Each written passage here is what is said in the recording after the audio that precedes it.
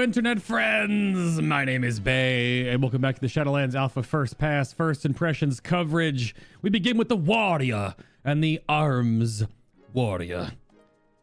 There is quite a number of things on the Arms Warrior. Maybe not as many as Fury, but there are quite a lot of implications that may play out depending on how and what goes live. Mostly in the form of quite a bit of utility and defensiveness on the warrior class in general, mostly in regards to, of course, Fury and Arms, which Arms Warrior is right now, and then Fury goes up as I'm sitting here currently recording tomorrow. But for you on internet land, they might both be up at the same time. And of course, all of the dungeon testing, all of the overall VODs, all of the long-winded database diving VODs as well, the videos on demand, are all linked down below in the description box on the channel guide for both this expansion coming up, Shadowlands, and the previous two, if you're curious to see like where we've come from in the past, because my coverage has been going on for a long time now. But that's all linked down below. Additionally, if you may be new to this whole thing and wondering where you will be able to keep up to date with when videos go live, when I am testing, maybe a more up-to-date on when things go up because of time zones and whatnot, then down below you'll also find links to both my Twitter and my Discord server. Anyone can join my Discord. It's just that patrons and those that sub on Twitch just have more channels that we interact in and talk in. But when new videos go up, I post on Twitter. When I go live, I post on Twitter. When I go live, you'll also see in Discord when I'm live if you want to join in for the live testing. This, of course, is a big deal for the feedback junket coming up here in mid to late June. So links, of course, are down below. But Arms Warrior. Rawr. Big old Maghar orc. People were expecting me to suddenly become like a mechanome or something. I wouldn't do that to you. Anyway, the biggest thing I'm going to open up with right off the bat is some baseline changes. So, Challenging Shout is returning to the Warrior in general. 4-minute cooldown, AoE taunt. This doesn't have a whole lot of thoughts right now, especially if you are a DPS warrior. When will you ever use this? Well, of course, that combines with other things that are also going to be in the toolkit here as well. Rallying Cry will get 5% additional temporary and maximum health. That's fine, sure. Challenging Shout. You also have Piercing Howl base. Oh, I'm so sorry. Piercing Howl baseline on the warrior. 30-second cooldown. 12-yard AoE. 70% movement speed snare for 8 seconds. Does not cost you anything except the cooldown. And of course, you still have Hamstring as both DPS warriors, but it is obviously weaker, does cost rage and the global, and it's only 50%, but it does last for freaking ever at a 15-second snare. But the potential for you to maybe save a dungeon run by AoE taunting Piercing Howl and then helping your tank kite is going to be a thing. Even in the dungeon footage alone on both warriors, I want to say, I helped the tank in either runs, helping me out in the overall testing. But I said Piercing Howl is up, you can kite now, because it is a huge snare. And Blizzard has sort of toned back on a lot of the stuns and snare kitingness, but I guess that's coming back to some degree. So CCing is going to be fine. Well, obviously AoE is a totally different story. If you've been following along with all of the coverage so far, you've noticed that a lot of ranged DPS do not have crazy AoE caps, whereas you will find out herein, melee continue to have crazy AoE caps. Additionally, things that you're definitely going to be using, at least in some regard, is Ignore Pain.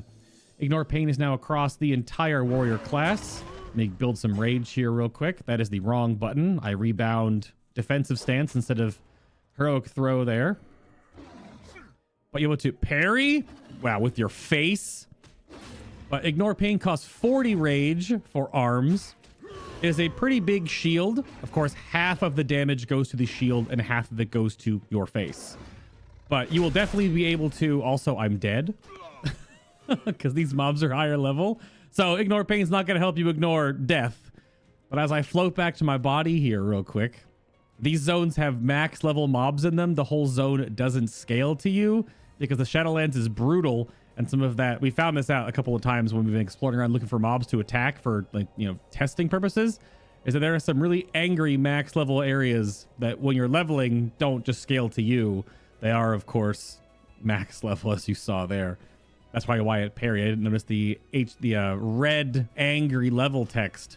But we'll ride over here because there's a bunch of mobs. You're going to see the death effect of this one. It's actually quite cool, if not a little bit annoying. It lasts for a long time. But ignore pain will be definitely a thing you'll be able to see. It costs in relation 80 rage for Fury, but Fury also generates a lot more rage than Arms Warrior normally, or at least has a smoother intake of rage.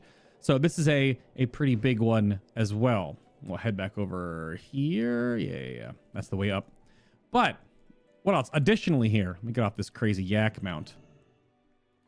You have, let me scroll back down. Yeah, ignore pain, intervene. This is a big one. So I'm going to bring up something that may or may not even be a thing for Arms Warrior or Warrior in general, because Fury can do the same thing. And I'll repeat myself on that video because not everyone's going to watch every single video that I make, right? So intervene is not intercept. It's a 30-second cooldown, 25-yard range where you run at high speed towards an ally, intercepting all melee and ranged attacks against them for 6 seconds while they, or you, of course, remain within 10 yards of them. Additionally, for arms, you're going to be getting Die by the Sword rank 2 that reduces the cooldown of Die by the Sword by 60 seconds, bringing it in line with a 2-minute cooldown, same with Enraged Regeneration for Fury Warrior. But Die by the Sword has the 100% parry chance. Is the noodle cooking? Because we tried some funky stuff in the dungeons we were testing, and we saw this as a result. So, that is intervening with Die by the Sword up against the tank in the dungeon run, against a whole bunch of those little toiling groundskeeper guys in the Halls of Atonement. Those are a lot of parries. Now, you see these special attacks, Bonk and Smack, go through the interaction because you cannot parry special attacks. And also, some melee swings do hit me, the top melee there you see, because positioning, of course, is a requirement. If any of the mobs wrap around behind you, you cannot parry things that are behind you, which also might be a thing with the tank positioning or the person that you are currently intervening to. But we also double-checked in WarcraftLogs that it does work. A couple of times that I did try to hit Die by the Sword and intervene a target, you were able to ting ting ting ting ting ting ting ting ting ting parry a whole bunch of attacks. Now, we could not get it to work with Spell Reflect for reflecting spells, as this says melee and ranged, not spells. But the additional mobility of intervene, on top of charge, on top of double time, on top of bounding stride, and of course on top of heroic leap in general, overall Warrior is going to have quite a bit of situational movement as well as defensives. You can put up Ignore Pain when you do this, and then intervene someone, double up on Ignore Pains, have a bigger shield going in. Obviously intervening and then Intimidating Shout to peel, or intervening, of course, like I said before, with Die by the Sword. There is a lot of potential moment-to-moment situational protection, even if you're not the protection warrior. Which leads me to the spells you'll probably not likely to use very often, is the return of Shield Block and Shield Slam as the core for the warrior, both for arms and fury. You don't have all the back-end defensive benefits, the passives that make a tank a tank. The potential for you to use either of these is very, very limited. Also, you cannot even switch weapons in Mythic Plus. You can, of course, everywhere else in the world. You can to turtle in, say, I have defensive stance right now, right? I have the Arms Warrior version of defensive stance dancing, which competes with Bounding Stride and Second Wind. But you could go D-stance, you could swap to a weapon, and you could shield block, shield slam. Obviously, you still have baseline taunt to save things in maybe normal or heroic raids. That's a potential. Obviously, in regular flat Mythic dungeons or below, because you cannot change your gear in Mythic Plus dungeons. But for the most part, it's part of the RPG growth. It's part of the journey your character goes on. So it's not going to be something you're going to see a ton of potentially. Additionally, we're going to wall over some mobs because the next point I got to get to after this current one is going to be one that requires some AoE action. But you may have seen it in the right above Shield Lock and Shield Slam. Shattering Throw is back, baby. We tested this. We tested Shattering Throw on, there's probably still more things we haven't tested it on yet, on so many things. And I have a list for you, which I will rattle off now. We're getting back over here to some mobs that I can actually attack that aren't gonna totally kill me.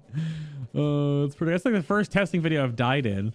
But Shattering Throw reads 3-minute cooldown, 1.5 second cast. The cast is not increased by haste. It can be interrupted, but then you could just try to recast it again, right? Because it's just a physical school. But you'll hurl a weapon at an enemy, causing moderate physical damage, ignoring armor. But however, not ignoring versatility, and removing any magical immunities. And it deals up to 500% increased damage to absorb shields. So, we tested this against Power Word Shield from Priests and Frost DK Shield, their weird like damage to build up shields. It would only deal damage to the shield and basically destroy the whole thing. We did Powered Shield Rapture testing, where, of course, stacking shields to casts or getting a crit shield, it would do tons of damage to the shield in question, but if it broke the shield completely, it would only deal 1 damage to the target. It would not actually do any pass-through damage. Additionally, it has no interactions with the following: Death Knight, Anti-Magic Shell, Havoc Demon Hunter, Netherwalk. Not an immunity. Even if people think it is not an immunity. It is a 100% DR, damage reduction. It completely misses hunters if they pop Aspect of the Turtle. It just flies right past them. It does not work with Rogue Cloak of Shadows. It will. There is a new prompt if you do shatter something that pops up above their head. It says shattered. It does work on full immunities, such as Blessing of Protection, Divine Shield, and Mage's Ice Block. If mages, in question, we tested this as well, if they have Frost Armor active and they block, it only destroys and shatters the Ice Block, not the Frost Armor. But if you're a Frost Mage that uses Glacial Insulation, which means when your Ice Block ends, you gain Frost Armor. When you shatter the Ice Block, you do gain Glacial Insulation, the Frost Armor auto casts. It also does full damage to other warriors using Ignore Pain. It'll do maximum 500% more damage, but half goes to the warrior's face and half goes to the Ignore Pain, of course, as Ignore Pain works on half and half. And the big thing we did here is try Shattering Throws against bosses that put up Absorb Shields. In the dungeon, which you can watch the footage of, if you want to watch the Mists of Tyrna Scythe dungeon footage, linked in the description box. We fought Tredova. Tredova does a effect where this is a female bug, for those that are wondering. It's Blue Hoon. Does a shielded effect. I did Shattering Throw to it. And of course, numbers are what they are, and they're really small, and they're hard to put in perspective. It puts up a bubble shield for like 36,000 on normal, something like that. The Shattering Throw hit for 5.5 thousand damage with 1 button. And in perspective, my Mortal Strike hits for not even 1,000 damage. So it is a very big button for all warriors. And it will definitely be used to some great effect, I imagine, in the coming expansion. We just need to make sure that it doesn't do anything really weird with ignoring boss mechanics or you stacking warriors to get beyond the potential for having to deal with a mechanic that's like an absorb shield or some immunity thing. I imagine there'll be a whitelist, blacklist situation, but that's all the stuff on Shattering Throw. It is very powerful, but of course have to make sure we go over all this baseline stuff. Battle Shout has been nerfed down to 5%. down from 10% attack power. All the buffs are like this now. So int, fort, stamina. I said all of that already. And obviously the 2 debuffs are only 5%. So now they're all 5% multiplicative. Still huge, of course. Big deal. And I wrote down a note about piercing Howl here, which if I could find it. Yeah. Currently on live, it is a 10 rage cost, 15 yard range, 50% snare for 15 seconds. To put that in perspective of this version of Piercing Howl being the 70% snare, 8-second duration, 0 rage, 30-second cooldown. So big deal there. Additionally, you saw another spell rank back here for Sweeping Strikes. It will last 3 additional seconds. Sweeping Strikes, however, is still on the GCD. Let me grab some mobs here. Sweeping Strikes is still very much on the global. Having 3 more seconds of it coming into play will, of course, help in some regard of you not feeling so constrained. But Sweeping Strike still only is your main target +1. So you do the double Mortal Strike, double execute kind of things, tabbing over to a mob, hitting Sweeping Strikes, and being able to execute off of that low health mob into the high health mob. Had a lot of fun doing that in the dungeon. So that is still definitely a thing. You'll get a little more time to do that as you level up. All right, whenever die by the sword, the cooldown reduction. We also wanted to look back in time to see when Sweeping Strikes was different back in the day. And Sweeping Strikes being on the global, there are 2 things that may happen. Well, I guess 3. 1, nothing will change. You'll stay on the global cooldown. 2, Blizzard might make it the 100% hasted global cooldown, potentially the Totem GCD, which is a 0.75 second GCD, which I think would be a happy, adjustment. Additionally, they could make it what just happened for Blade Flurry on Rogues, where it does a splash of AoE damage when you hit the button, which could be a nice change because obviously Sweeping Strikes only attacks, again, single target abilities, hitting 1 additional nearby target for 75% damage. If it did like a burst of AoE damage to maybe 5 targets, that will give you a little bit of extra little oomph when you use it, but we'll see. None of that, of course, is currently hooked up. Also, before I get into some number stuff, because a lot of the last bits of things here for ARMS are about numericals and some adjustments here. Currently in BFA, there is a 21%, a plus 21%, to correct myself, damage aura, which is that a lot of your abilities are just 21% stronger in the whole tuning of how the game works over the course of expansion. So many abilities in the database for ARMS are showing their damage changes ranged quite significantly because they've reduced the aura to 0 to, baseline ARMS again, and then they've buffed and put that damage back into abilities. So an example is Colossus Smash, or in this case, Warbreaker that I currently have here talented. Warbreaker is 181.5% attack power in Shadowlands. In BFA, it's only 150. But that's just the aura. It's not necessarily that Warbreaker got buffed at all. It just has now its damage is baked in and they have no aura mastery madness or aura tweaking stuff behind the scenes there. All right, little things here to go over. Fervor of Battle no longer increases whirlwind damage. It just makes you slam the target and it replaces essentially slam as your sort of your filler move because Tactician, of course, works off of 1.4% chance per rage spent. So if you're using Whirlwind, which of course costs more rage, 30 rage versus Slam costing 20, Fervor of Battle gives you Slam on top of it for single target and AoE purposes. If you use Whirlwind instead, that's still there. Rend hasn't been changed except for the course that the things are buffed up just a little bit. Except Rend has 3 more seconds of its dot time. So it is a little easier to maintain. It might take less globals to use.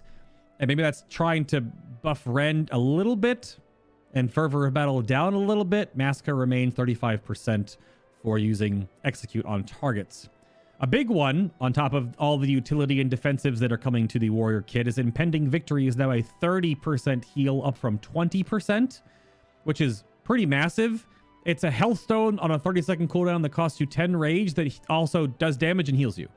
That's a health stone, right? I said that already. But 30% is a pretty huge chunk. Of course, it competes with Double Time and Stormbolt, but it's the utility tier. Same thing with your 35. Utility tier depends on what you're doing. We talk about defensive stance a lot on the stream about how a lot of warriors just don't want to use it because of my damage. Yeah, well, your damage is 0 if you die. And defensive stance is still arguably one of the strongest DPS defensives in the entire game. Doing 10% less damage, but a passive 20% DR is insane. On top of, again, impending victory, which if you don't need stuns in a raid, for example, and if you don't need more mobility, having the on-demand health stone is pretty huge. And warrior, again, also to go back to die by the sword, this will be 2-minute cooldown as well, which is your 30% DR for 8 seconds. The parry chance doesn't really matter too much in raids unless you're doing some weird intervene shenanigans, like I said earlier. And then ignore pain. A lot of defensives, which is going to probably make Arms Warrior very annoying in PvP, but more on that, not on this video. All right. I've hemmed and hawed a lot about it already. Didn't really get into it yet. This is the crazy one. Cleave has been redesigned. And as you saw in the thumbnail and probably the video title, a big part of this video is going to be talking about Cleave. So the BFA version of Cleave is 20 rage, 9-second cooldown, all frontal enemies, 45% attack power, hitting 3+ targets causes deep wounds. Now, in Shadowlands, it is 20 rage, no cooldown, frontal cone of up to 5 max targets. It's 157% attack power. That is 113% more attack power. Granted, again, some of that's from your aura, but overall, it's still a gigantic buff. It always inflicts deep wounds. However, it is only usable after you have whirlwinded and hit 3 targets.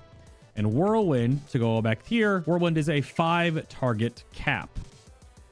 So, if you are picking up what I'm putting down a little bit on that one, it is a AoE Mortal Strike. It is an AoE Mortal Strike. It hits harder than Mortal Strike. It applies deep wounds. It does cost more rage, of course, because it costs essentially 50 rage, because you have to both whirlwind and then cleave, which is 30, and then, of course, 20. So it is very expensive to do that. But the fact that it is a AoE Mortal Strike, I was talking to Archi, Archimtiros, sort of the go-to finger on the pulse for all things warrior, and he made a gigantic post about this. So to quote him real quick, because there's more information out there that it's not just from me, Cleave has been significantly increased. It's 250% stronger, roughly. It's huge. It hits harder than Mortal Strike. It's more rage efficient than Execute. It's basically Warbreaker, except it also inflicts deep wounds, which effectively doubles its damage value yet again.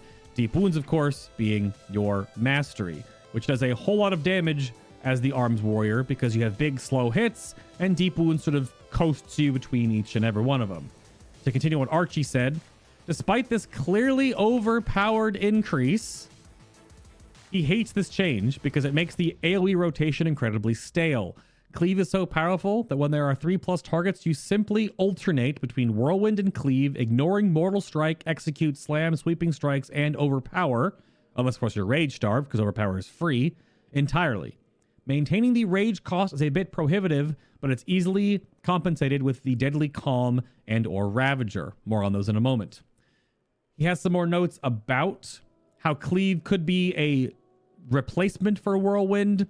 But then in chat during this, of course, the small subsection of those who are hanging out in chat live, they actually thought it was neat that the AoE rotation does change for Warrior, and Cleave is so specific, whereas collateral damage is in a 30% rage refund for those 2 targets and Sweeping Strikes, and Warbreaker is just the AoE version of Colossus Smash, which normally what you take anyway if you're doing single target damage anyway, is that Cleave only works on multi-target.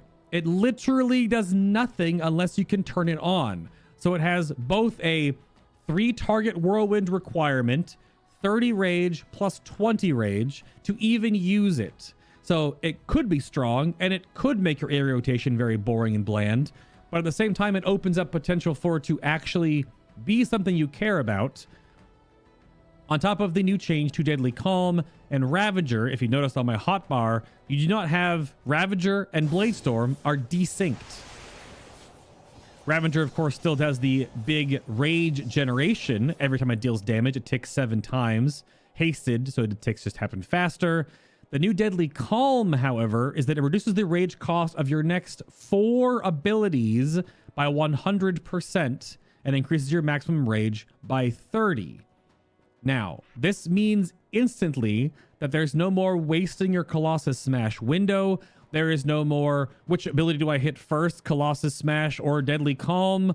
None of that anymore. Because you just can pop Deadly Calm and you get 20 seconds to do what you need to do with Deadly Calm. And I need to aggro some mobs here. A lot of time. And of course, you can do things that if they're free, you can just go. So obviously the 2 whirlwinds were free and the 2 cleaves were free.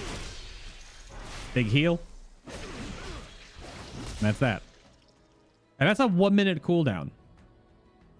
And Deadly Calm, of course, can be used to do 4 executes. We did test it.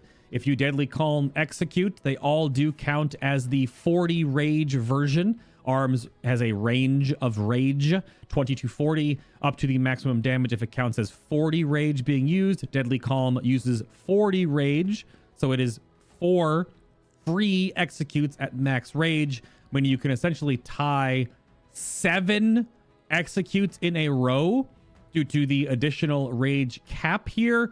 And of course, while you're executing, you'll still be auto-attacking and not spending any rage. So you can cast 4 for free, followed up by another 3, 4, 8, 12, because you have 130 rage maximum with Deadly Calm. It's still off the GCD there, if you didn't notice. It's totally off the global as well, and it sounds like an anime noise. A lot of big things that you can throw Ravager, and then that can feed your rage into whirlwinding and cleaving. That can work. Obviously, there's still things where I tried for the dungeon. I did Warbreaker, Avatar, Ravager, where I would Avatar, Warbreaker, throw out Ravager, and then spin to win, because you could spin in your spin, right? So big AoE burst damage. Cleave isn't necessarily burst, but it also isn't not burst, because Deep Wounds is a 6-second dot. So it's pretty hefty. It's not like it takes it a 15-second dot like Rend. It ticks rather aggressively, I suppose, in this regard. So a lot of oomph there, depending on what the situation calls for.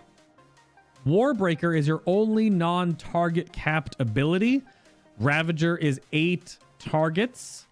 It doesn't replace Bladestorm anymore. No longer applies Deep Wounds. Also, Blade Storm is also capped to 8 targets. Additionally, of course, you could do things with Rend and collateral damage, where you can spam Rends out with Deadly Calm to multi-target Rend with Cleave.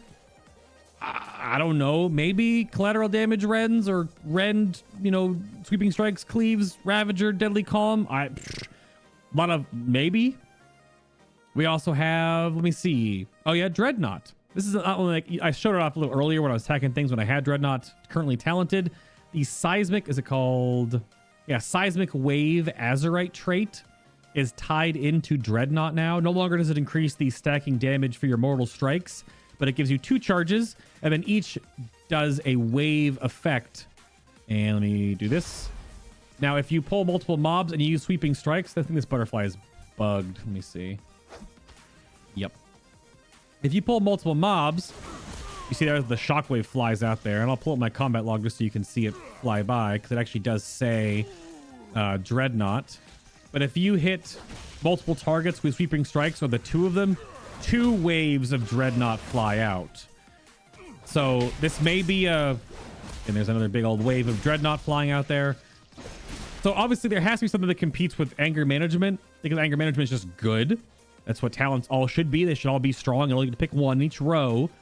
But Dreadnought and In for the Kill kind of things could really work out pretty well, because when you're in that Colossus Smash window, you gain that extra haste, of course. You get that extra execute haste for things like Massacre, Sudden Death, whatever. Dreadnought adds an extra bit of damage to Overpower, and it being free and still gaining the damage into your mortal strikes. It becomes even more rage efficient, or more, I guess, damage per GCD efficient potentially.